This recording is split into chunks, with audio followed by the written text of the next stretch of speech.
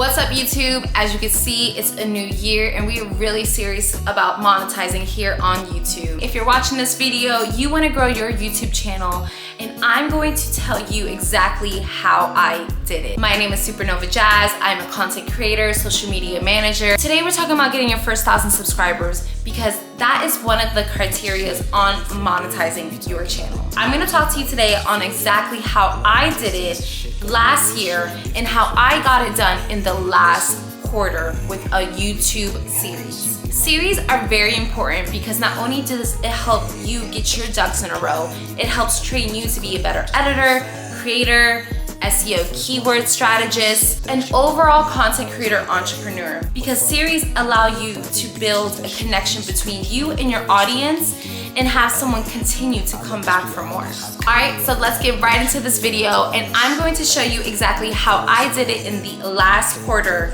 of the year. But no matter what quarter of the year you're watching this, series challenges are very crucial to your growth to getting that first 1,000 subscribers.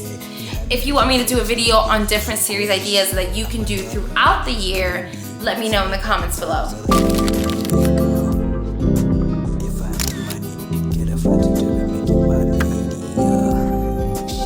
As you get into this new content challenge for the end of the year, you are gonna wanna save this video, so go ahead and do so now. And if you're new here, hit that subscribe button. Alrighty guys, so step one is create the profile, of course, and optimize the channel from the very beginning. So you're gonna update that about section and really get a good grasp, maybe 3 to 4 sentences. 2 sentences, if you have a really nice, concise 2-sentence about me copy, then even better. And you want to include those keywords of your niche. Now, if you don't know what your niche is, it's okay. Go ahead and just generalize for now. Tell people who you are, where you're from, your content creator, some of the key things that you like you'll be talking about in this channel, and a call to action, of course, for them to hit the subscribe or follow you on Instagram. Another thing is go ahead and get your series together, okay? So vlogging is great and all, but you want to get more strategic with the content you're about to roll out. So it could be in vlog style, of course, but there has to be value within your series. Last year I did Vlogmas, which is 25 days of vlogging every single day for the month of December.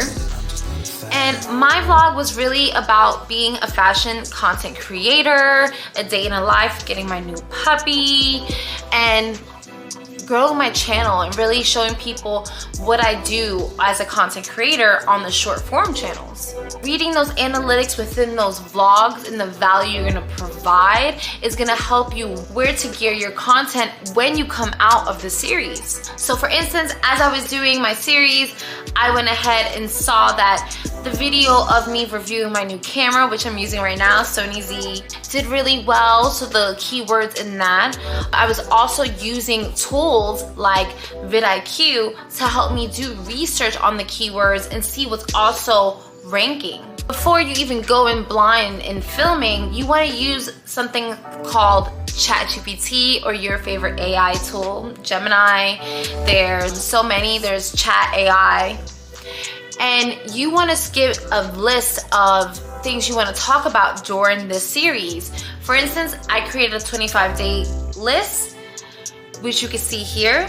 And as I was filming that and giving myself some structure, I was able to scratch out what wasn't working and what was working as I was analyzing the data from the videos that were being posted. The third step is, it doesn't have to be perfect, it just needs to be done. All right? There's this really viral video. The girl says, it doesn't have to be perfect, it just has to be done. And I believe that so much, and that's why a series and a challenge like 25 days of Vlogmas is really gonna help you see this stretch as a boot camp and a way to train yourself as a content creator, not only in front of the camera, improving your appearance in front of the camera, but shooting, also taking the time to see maybe this is a good time for me to invest. and that is step number 4. Make sure you are investing in your tools, and that doesn't need to be monetarily, but that it can also be just time. So if you're using what you have, which is your iPhone, make sure you're pouring more time into being a better editor with the free tools that we have, like CapCut, Canva, even Instagram has a tool to edit your videos, even TikTok does. You want to see that you have to be a master of those free tools that are really in your space. Next thing you know it, you're going to be drawing in those opportunities, and you're going to be having the cash flow to get the camera, to get the lighting. Now, if you do have a little coin and you're like, well, Jazz, I do have a little bit, but not too much, so what can I do now? I would say invest in your lighting. I use a softbox light. It helps really create the space here. And if you already have good lighting, I would say now it's time to invest in a good mic. So audio, lighting is super important because you want to make sure you are able to visually convey your story and auditorily convey your story. We can't assume that everyone has the same eyesight. We can't assume that everyone has the same hearing. So when you're able to bring an equal balance to just the baseline, that's where your creativity, like all the extra stuff, can come and shine when you do have the time for that. When it comes to the editing, the extra stickers, there's a lot of softwares that require us to pay maybe $10, $20 extra. So maybe it's time to upgrade on the software that you really just love. The next step is be passionate about the energy that you're investing into this craft, right?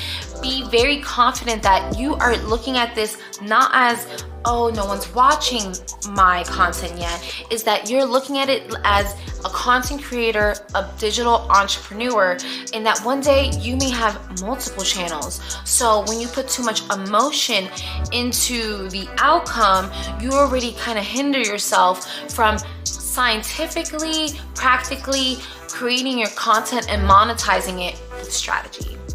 As you're getting into the series, I do want you to create some shorts out of the long form content, or as you're doing your content creation, and shorts, for instance, is very easy to you, you are going to be posting that also along with your short vlog series, informative series, self-care series. That's for you to build your niche on, okay? If you don't have a niche, just say, I'm doing 25 days of creativity. Join me in my November 25 days. If you want to start in December, Vlogmas is a perfect time for you to tap in with the collective consciousness of creators. So I highly recommend it. I'm still contemplating if I'm gonna do it. I'm gonna make Vlogmas my own now that you see, and now that I know and have more confidence in my niche. All right, the next step is to double down. What you see is working, double down on it, bring more value. Make sure you are doubling down on funneling viewers back to your content. So your end screen, my end screen wasn't something that I got intuitively when creating content.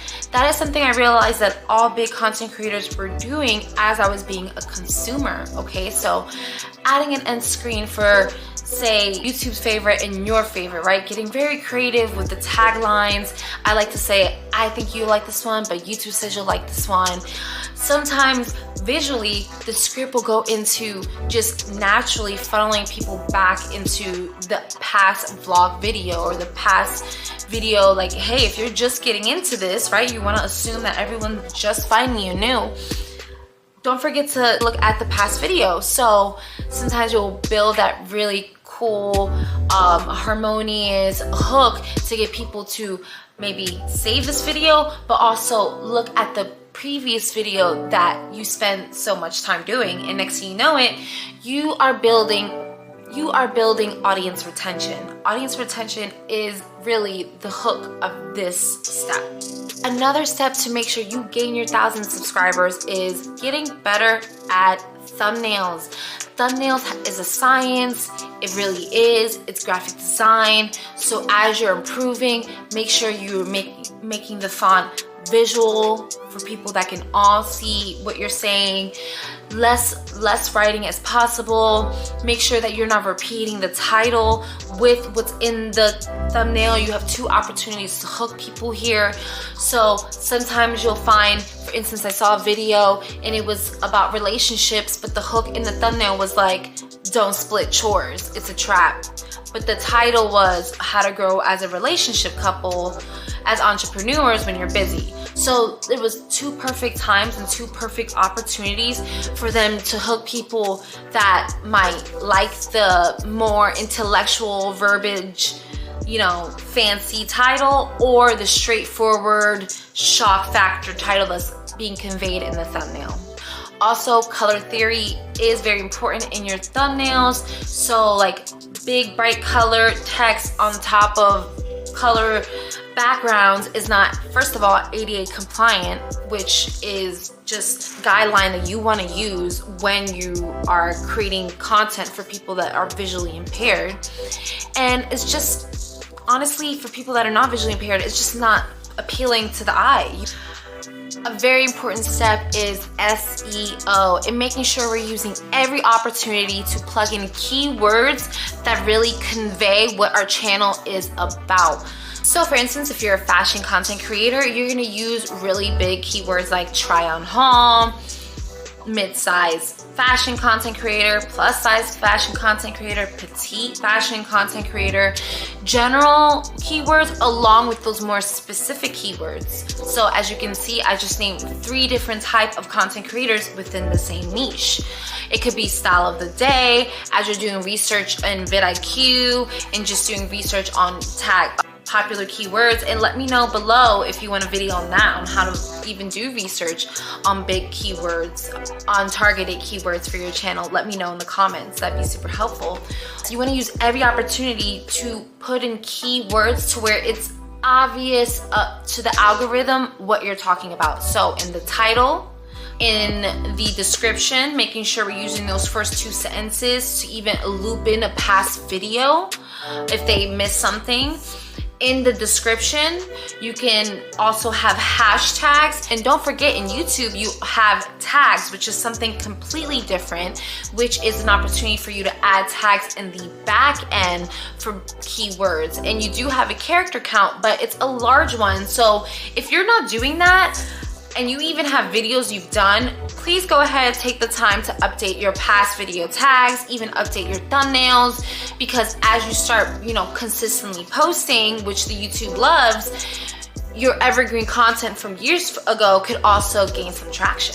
So that's just a brief overview on how you can get 1,000 subscribers and how you can do it with ease, have fun with it, have a strategy of a 21-day series, a soft 75-day series, 25 days of Vlogmas series, to help people know that you are showing up every day, help YouTube know that you're showing up every day. I like to look at posting as digital real estate, right? So every day you're posting a video, it's like owning another apartment. Could you imagine if that was real? Alright guys, so that's how you can get 1,000 subscribers. Make sure you save this video because it is not only just a guide for you, but it's a 25 days of content series challenge. So I want you to come back to this every day if you need to, and just follow the guidelines, take notes if you need to, open up that Apple's Notes, get your journal open, really guide yourself through this step-by-step process that I created for you to get 1,000 subscribers and to be that much closer to monetizing your channel.